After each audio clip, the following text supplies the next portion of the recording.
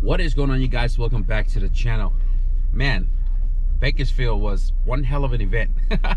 But regardless, if you guys haven't seen the video, we broke an axle and we still had an amazing time. Everybody who came by and said what's up, man, y'all are the reasons why I go to these events, and you guys are the reason why these events are always amazing to attend. So we are headed to the junkyard right now. My buddy Jonathan had hit me up about a vehicle that had pulled up into my yard, which is like 10 minutes away.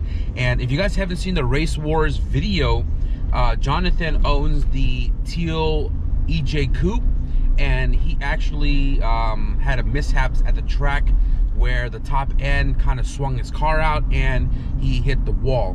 Now, unfortunately, his car did take some damage. He is great. He walked out of it and he didn't have any major injuries, and he also hit his personal best of a 10.9 all motor. Jonathan wants to get back out to the track, and he also wants his car to look pretty again. The car that came into the yard is a teal EJ1. It's practically the same color as his car, and because he lives out in Rio Vista, he's like, I would probably want to say 2 hours away. He wants me to go check out to see if there's any goodies left of that car, especially the fender, driver's side, the door, and just miscellaneous stuff. He wants me to call him and let him know what's left to see if there's anything he could make use of. So we're headed to the yard right now, and hopefully we can help Jonathan get back up on the road. So before I even walk the yard, I'm gonna find this car first. I can't miss it because it is bright as hell, but I don't know where it's at. Oh, I see the door. That's a plus, because that's what he's looking for. Oh no, this car was super clean. Damn.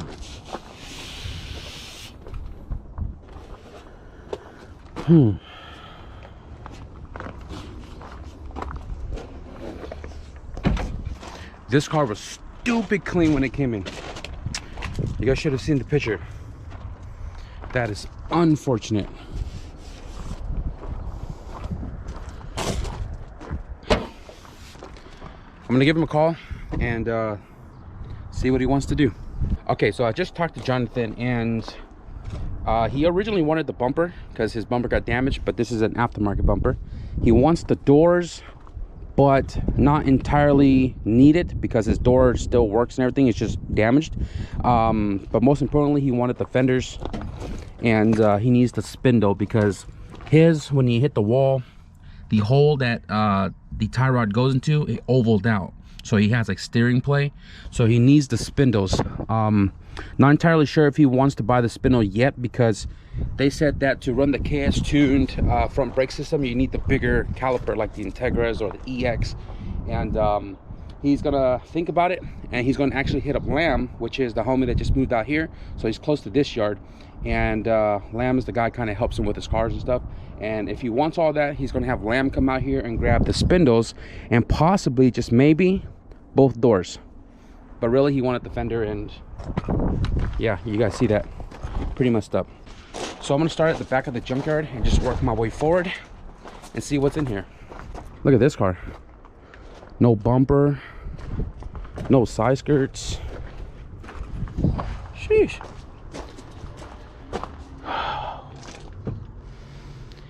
Such a sad sight to see.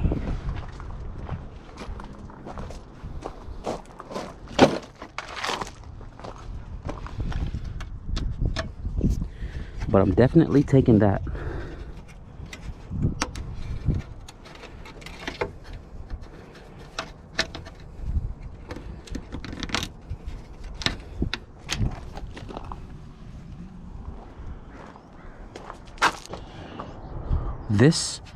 This is an EX. So these are EX spindles. And if you guys don't know this, the EX is the OEM EF big brake upgrade kit, and it's still here, but caliper's gone.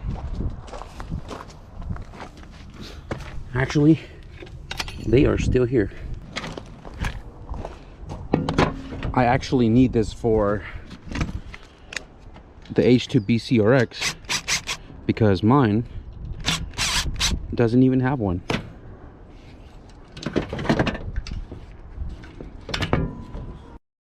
Okay, so I'm kind of curious now.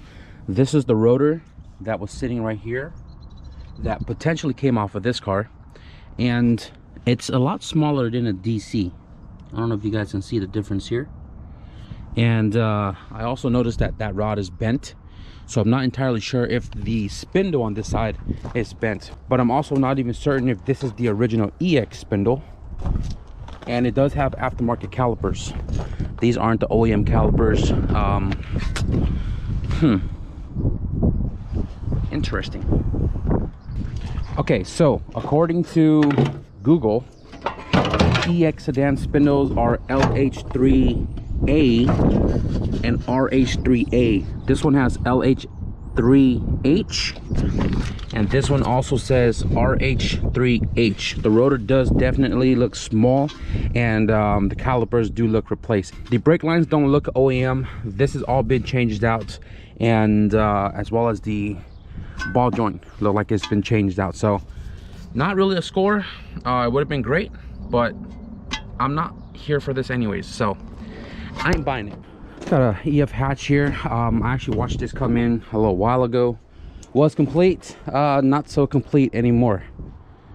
Man, this place is so thrashed, it's crazy.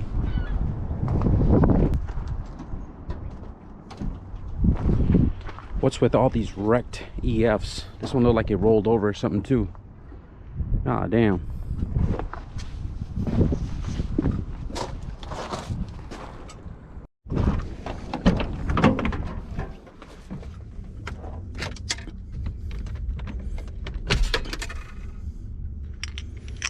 Oh, come on, dude.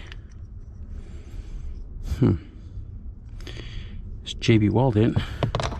But is this one the same?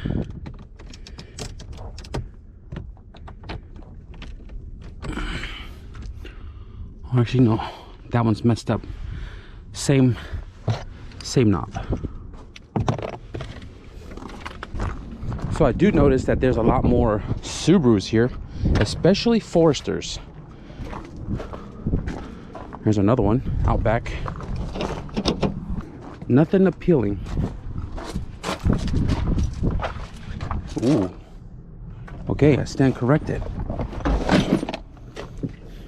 Okay, that's not even a Monster Attack. VMS. I actually have the NRG version, which was on Leo's car. Got a hub on here. Maybe I'll take the hub because I kind of want to put a steering wheel in the giveaway CRX. Oh hell no. Oh hell no. This thing would have been super clean. Unfortunately, it's in its resting grounds. That is probably from the forklift. Doors locked. Oh, manual, stupid clean interior. Wow. Wow. Super pristine. That is unfortunate. Butter. OEM. Equalizer. It's crazy. The junkyard has been getting a lot more like newer vehicles, Camrys, G35s, G37s, Honda Accords, a lot of Subarus, barely any EGs, barely any EKs other than 4-doors, barely any EFs, and man, the yard is just really taking a crap. I just kind of left the yard because it was a whole scrap pile of old inventory and there was just not anything worth looking at. So guys, I am back home and I didn't really purchase too much at the junkyard. Not that there was anything worth buying anyways. I did get this coolant reservoir from the EF sedan. This is like hard to find nowadays, and I figured, you know what, I build EFs all the time. I took literally the reservoir that's for the KRX and I threw it in the giveaway car. It's a Mishimoto style. that makes the KRX not have a reservoir. So if I decide I want to do like a stock reservoir for the KRX, I'll have this on hand. If I want another Mishimoto, I guess I'm gonna have to spend the money and order another one. So the reservoir was about $13 after the fact, and I read a comment on a previous video when I did the climate control install for the giveaway car with the Honda Accord unit, and I was supposed to show you guys how I mounted the Delso seats, which I actually got from the same junkyard, literally where that EF sedan sat.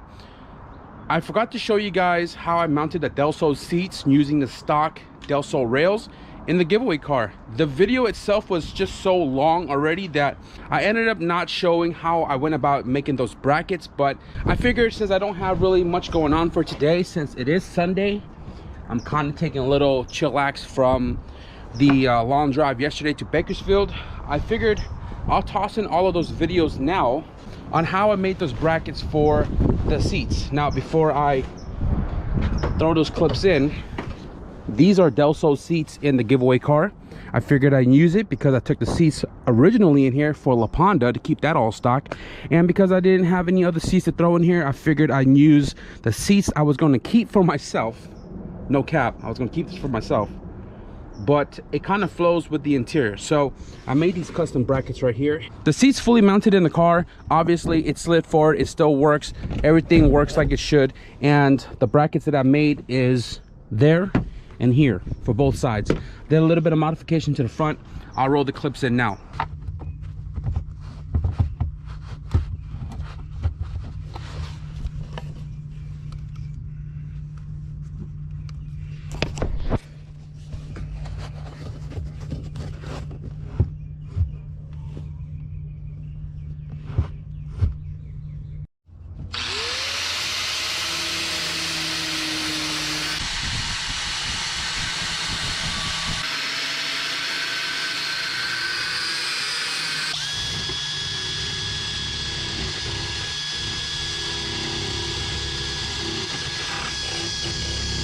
You guys are sitting on the floor, hopefully you can see this, but we added this 1x1 square tab onto the rail to give us the lip we need to make a hole and secure the rail to the frame itself, which you guys can see right there. So what I need to do is, we're securing the front of the seat first, so that way we can figure out where the seat lands in the back, so that way we can make the brackets accordingly.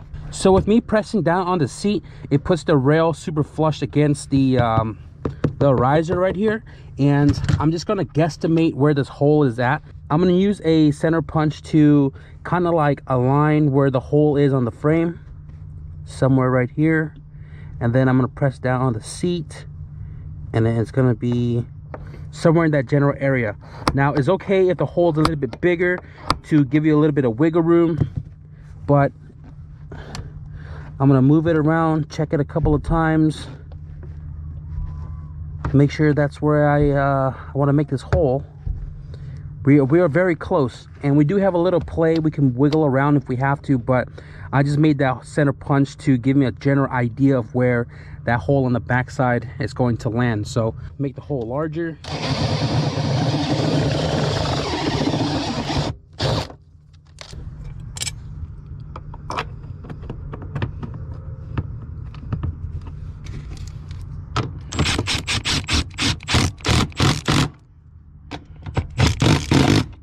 Alright, so the front secured. That's the only mod I had to do to the front rail. Now this allows me to scoot the seat all the way forward, right, and give us a look on the back side. So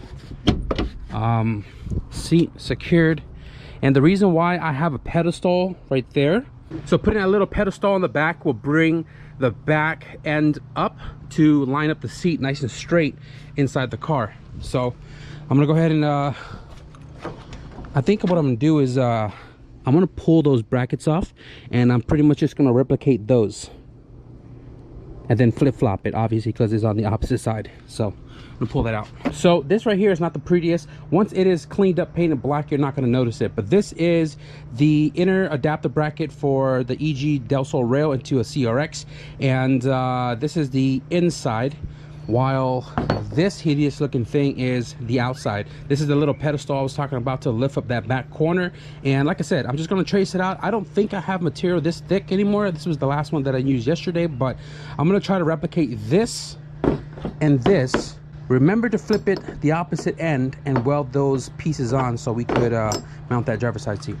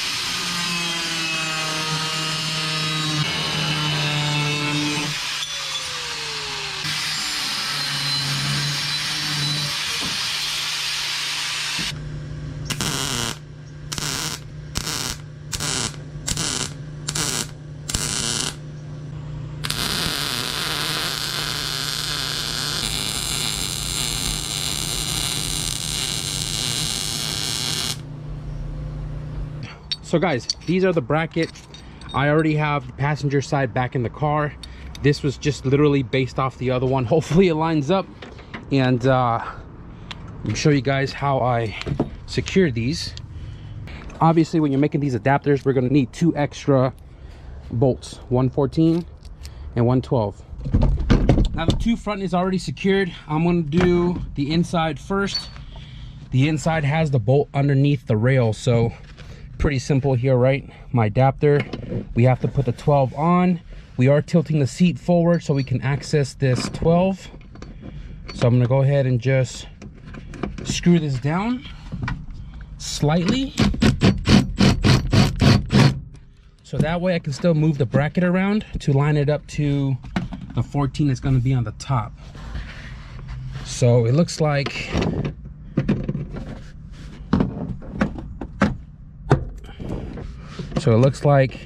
that's where it's going to sit.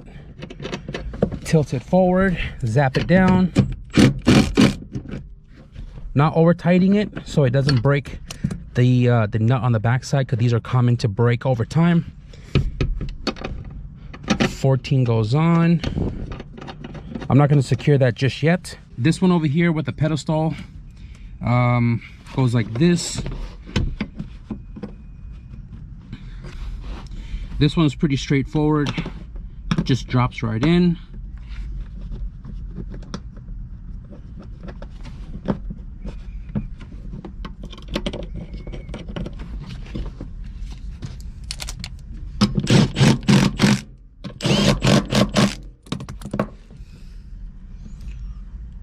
Secure this one, and that's pretty much it. Now it looks like the headliner is pretty close to the roof, but we still sit pretty low in here. So I don't know if you guys can see me. Plenty of head clearance, and a lot of leg space, a lot of adjustability. The good thing is the seat slides really easy, so that's a plus. But yeah, Delso seats in the 8889 CRX. That's how I go about doing it. So now you guys have an idea on how I made these brackets. It's really not rocket science, you know what I mean? You kind of just set it where you want it to sit, and then you just kind of like eyeball, how do I make an adapter? That's what an adapter is, to adapt something onto something else. So what I'm going to do right now is I want to pull these seats out to give it a quick little scrub. I did scrub here the other day, but I didn't really get to all of this before Race Wars because of time. And I also want to pull out these brackets and paint them all black, as well as modify the buckles to accept the CRX seat belt.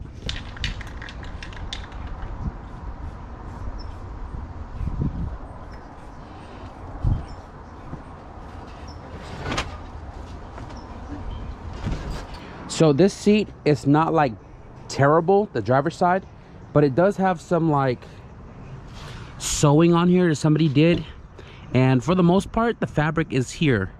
I am going to sew this back up, but in black right there, and get rid of all of this green.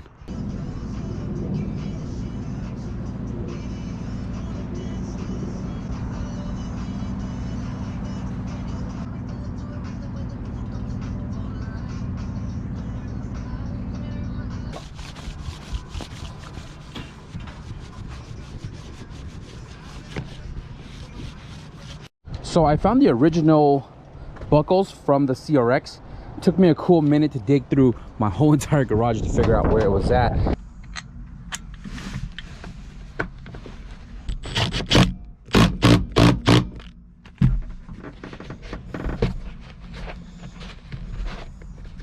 Got the driver's side buckle installed. I can't seem to figure out where the wire is at, so I'm gonna take off the center console, and this gives me the opportunity to install this Nathan Tech cup holder for the EF. Big shout out to Charles for sending this to the PO box, and this pretty much screws literally, if I'm seeing it correctly, it goes right here like that, and it has its own provided screws right here, which is longer obviously because this is super taller, right?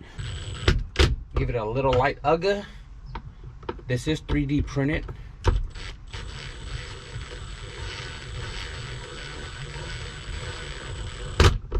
All right, one ugga.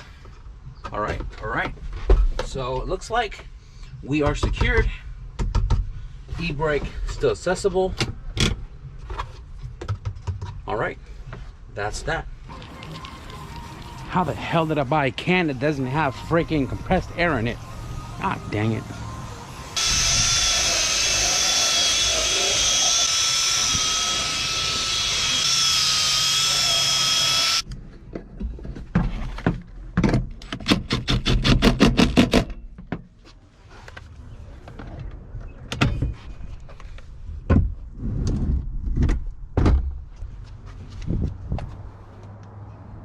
All right guys, so we have the seats installed in the car. They are scrubbed, brackets are painted, and I don't think they're going to be coming out anymore. Still kind of damped from cleaning them.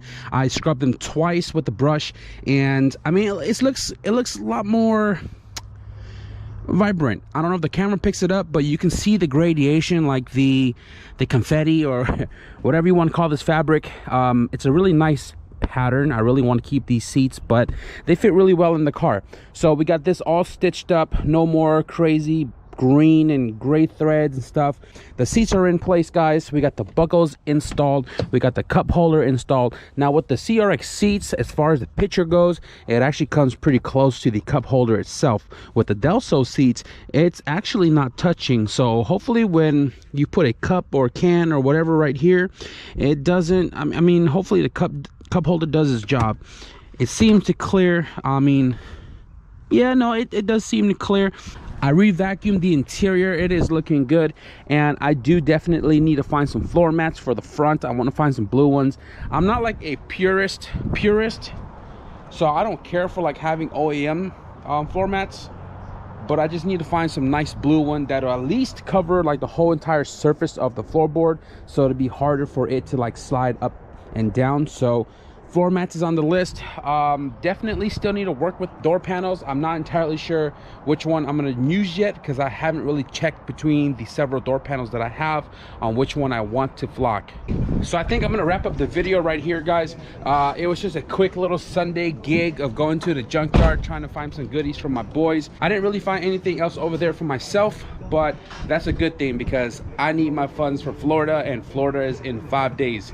So yeah, that's pretty much it. I hope you guys enjoyed the junkyard venture a tad bit. Also, if you guys enjoyed the update on the seats, sorry for not explaining it in the previous video on how I went about getting those in the car, but I hope you guys enjoyed this video, and if you did, be sure to leave a thumbs up. I think I'm going to be bringing the red car on the driveway here the next day or so, because I need to get that thing up and going again. If you guys want to stick around and see that, be sure to hit the subscribe button. But with that being said, thank you guys for watching, and I'll see you guys in the next video. Peace.